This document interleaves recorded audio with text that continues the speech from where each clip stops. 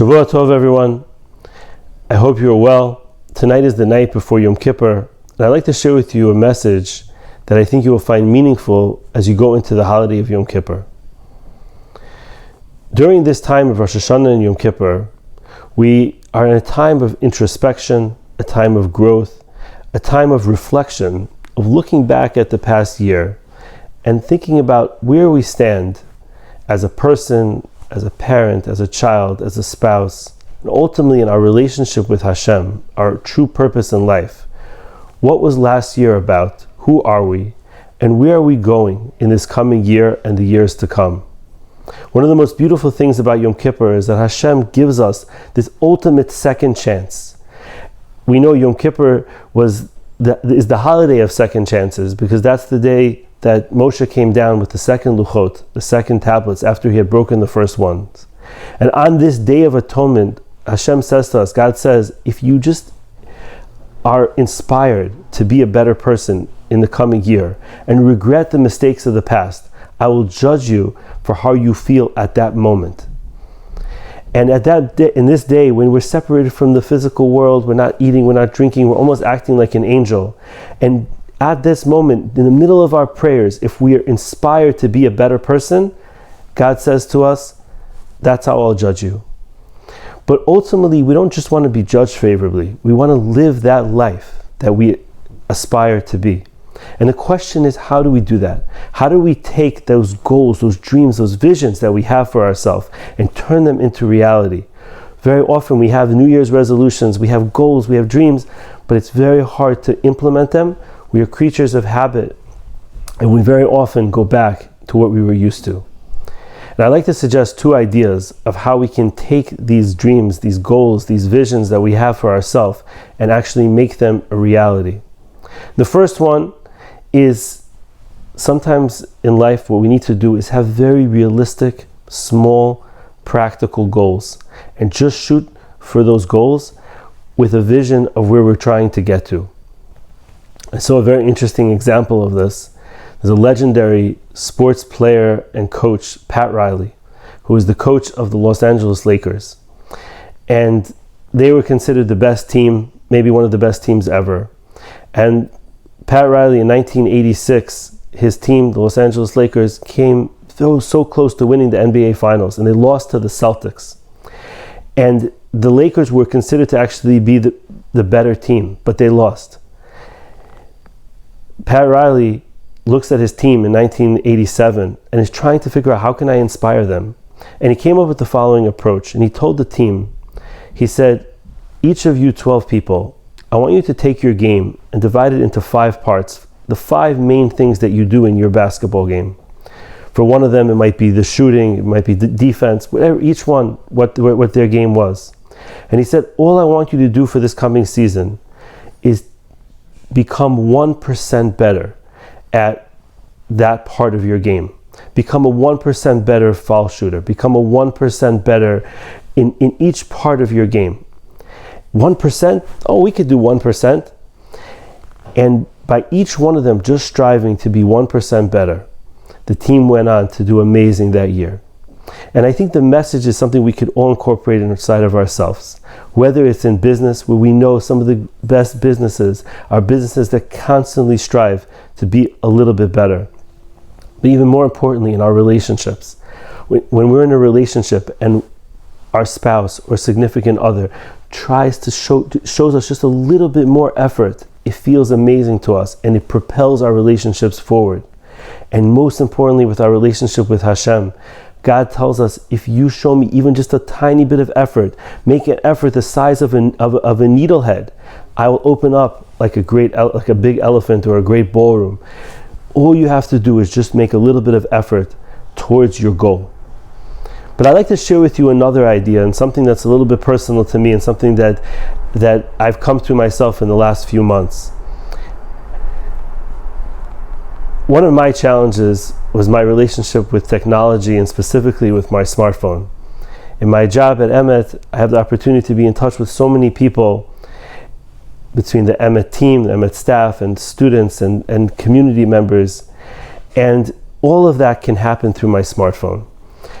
But I had sort of a love-hate relationship with the smartphone because it accomplished so much for me and helped me do so much good. But it also was extremely distracting at times and took me away from family at times and even just my own productivity and focus because of the smartphone. And I know many of us are struggling with this as well.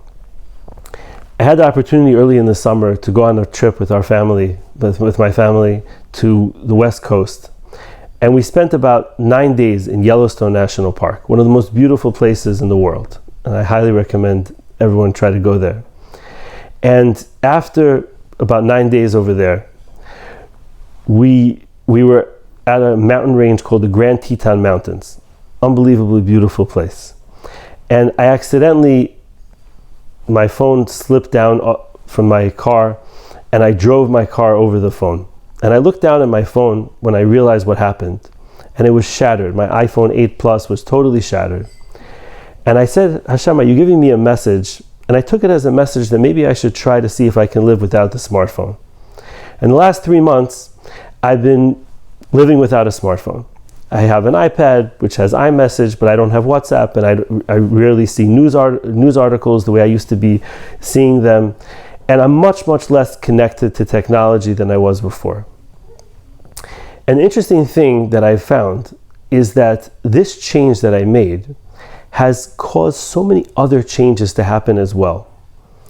And what I'd like to share with you is that I think that in life, sometimes we have to think about macro changes, even though we try and we shoot for the little changes. But also sometimes in life, we have to think about a macro change. What is a macro change? To me, this was a macro change. And B'ezrat Hashem, we'll see how long I can keep this going for. But once I made that decision to try to see if I can live without the smartphone and not be as connected to technology, all my other decisions became so much easier. Whereas before, when I tried to set limits, it was extremely hard to do so. But once I made this macro decision of saying, okay, you know what? I'm going to try to live without the phone. Then my other decisions of going to shul without a phone. Okay, I don't have a phone, so I'm going to go to shul without a phone. In the past, I tried to go to shul, tried to go to synagogue without my phone. But it was very, very hard to not take it with me. And when you take it with you, you're not as connected. A study just came out recently where they showed couples sitting across from each other in a restaurant with their phone in front of them and how little they communicated. And that's not a surprise to anyone. But then they actually had the couples put their phone in a bag and they weren't allowed to look at the phone the entire time they were in the restaurant. And even with the phone in a bag, just the fact that they know that there's messages there that they haven't seen, their communication was not very optimal at all. Only when they shut off their phones entirely and took it away from them was there actual good communication between them. The technology is so powerful in connecting us, but also is so dangerous in so many ways and can become a massive distraction, which I found it was for me in many ways. But I don't believe I had the self-control or the discipline to be able to limit it in a really practical way. But by taking this macro, some would say, extreme position of trying to see if I could live without it, what I was able to do was make better choices because that bigger decision affected all those other decisions. And for me personally, I find myself being more focused. I find myself going to sleep earlier, waking up earlier, being more connected spiritually, more connected with my family, and even with my job at Emet, I find that when I'm doing my work, I'm much, much more connected and focused on each person that I'm talking to instead of the multitasking that has become so common in our society today. And I knew that multitasking was bad. I have a great book. Anyone who would like to read this book, it's an amazing book called The One Thing by Gary Keller about the problems with multitasking. I gave out maybe 20 copies of that book. But I wasn't really able to incorporate it and make it part of myself because I was so used to this habit of using the phone. Not just the habit, but also all the connections that it gives us, and the stimulus that we get from the phone. But once I made that macro decision to try to live without the phone, it affected so many other decisions. And I think that in each and every one of our lives, we can find something That's a macro decision that we can do this year that will affect so many other decisions. It might be in the realm of technology, like getting rid of WhatsApp or taking Facebook off your phone, only using Facebook on your computer. It might be even in a way a bigger decision. There's many MS students who have made decisions over the years to go abroad, to go to Israel, to go to a yeshiva and learn for 6 months or learn for 3 months. That's a macro decision. Once you make that decision and you go to learn, now so many other decisions become so much easier. Yes, you still have to get up in the morning and go to learn, but you're already in the yeshiva, you're already in the seminary, you're already in that place. And I think that in each and every one of our lives, we should try to think about what's a macro decision we can make. Is it in the realm of technology, which I think almost all of us have to make some decisions in that area? Maybe it's having something on our phones that shut them off by 10 p.m. and just don't allow us to surf the web after that point. Or maybe it's for someone taking their television, if they have a TV, taking it out of their bedroom, or not taking their cell phones into their bedroom. Each person has to know what that point is. But the macro decisions can impact all the micro decisions. And we know that free will is such an important part of who we are as a Jew, and what Judaism is about free will. But I believe that sometimes the free will decisions is not in the micro, but is in the macro. It's in the position we put ourselves in, is in the environment that we put ourselves in, that allows us to now make so many better choices and decisions.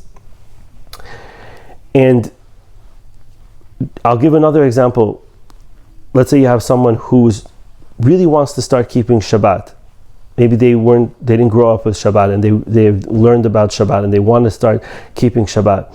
But there's so many different aspects of keeping Shabbos that's challenging, and how do I deal with this, and how do I deal with that, and maybe I'm not ready, and these are the decisions that someone has to make. But very often when a person makes that macro decision and says, okay, I'm going to keep Shabbos, once they commit to it 100%, the other decisions that go along with it become so much easier, and it affects changes in so many different areas that if they had to think about each one of those individually, they may not be able to do. That's the message I'd like to share with you. May we all have a very meaningful Yom Kippur and get reconnected to ourselves, to our families, to our true essence and purpose. And may Hashem hear our prayers, and Bezat Hashem next year in Yerushalayim.